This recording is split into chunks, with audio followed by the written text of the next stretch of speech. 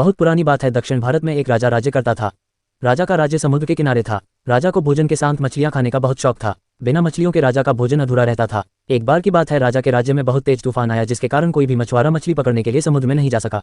उस दिन राजा को भोजन में मछलियां नहीं मिली, जिससे राजा बहुत उदास हो गया। राजा ने जब अपने मंत्रियों से इस बारे में पूछा तो उन्होंने बताया कि इतने तेज तूफान में समुद्र में मछली पकड़ने जाना अपनी जान पर खेलने के समान है, इसलिए कोई भी मछुआरा समुद्र नहीं जा रहा है।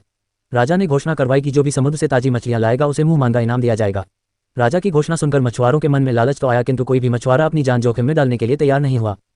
उसी राज्य में एक बहुत ही गरीब मछुआरा रहता था। उसे जब राजा की इस घोषणा का पता चला तो अपनी दरिद्रता दूर करने के लिए वह अपनी जान की परवाह किए बगैर समुद्र में चला गया। समुद्र में उसने जाल फेंका, जिसमें कई बड़ी बड़ी मछलियां फंस गई। मछुआरा मछलियां लेकर राजा के महल पहुंच, किंतु राजा के सैनिकों ने उसे महल में नहीं घुसने दिया। राजा के एक खास मंत्री ने मछुआरे को ताजी मछलियों के साथ देखा तो मछुआरे को अपने साथ राजा के पास ले जाने के लिए तैयार हो गया। मंत्री जानता था कि राजा मछलियां देखकर बहुत अधिक प्रसन्न होगा और इसके बदले मछुआरे को बहुत सारा धन देगा, इसलिए उसने मछुआरे के समक्ष एक शर्त रखी कि जो भी इनाम मिलेगा उसका आधा हिस्सा मंत्री अपने पास रखेगा।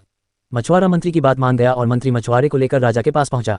मछुआरे के पास ताजी ताजी मछलियां देख राजा बहुत खुश हुआ। राजा ने मछुआरे को मुंह मांगा इनाम मांगने के लिए कहा। मछुआरा राजा से हाथ जोड़कर बोला, महाराज मुझे 20 कोड़े मारे जाएं। मछुआरे की बात सुनकर राजा को बड़ा आश्चर्य हुआ और उसने फिर से मछुआरे से कुछ मांगने के लिए कहा, किंतु मछुआरे ने फिर 20 कोड़े खाने का इनाम मांगा। राजा ने अपने सैनिकों को बुलाया और मछुआरे को 20 कोड़े मारने का आदेश दिया।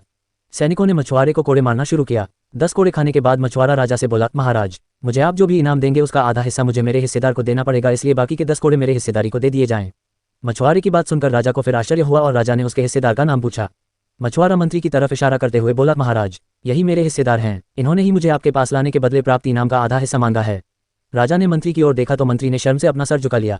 राजा ने आदेश दिया कि बाकी की 10 कोड़े मछुआरे के हिस्सेदार को मारे जाएं। सैनिकों ने राजा के आदेश पर मंत्री को 10 कोड़े मारे। राजा ने मंत्री को उसके लालच के कारण अपने मंत्री पद से हटकर राज्य से बाहर कर दिया और मछुआरे को बहुत सारा इनाम देकर विदा किया। शिक्षा राजा और लालची मंत्री की कहानी से हमें शिक्षा मिलती है कि लालच में आकर कभी भी किसी को अनावश्यक रूप से परेशान नहीं करना चाहिए। कहानी पसंद आए तो लाइक जरूर करें और इसी तरह की कहानी सुनने के लिए चैनल को सब्सक्राइब जरूर करें।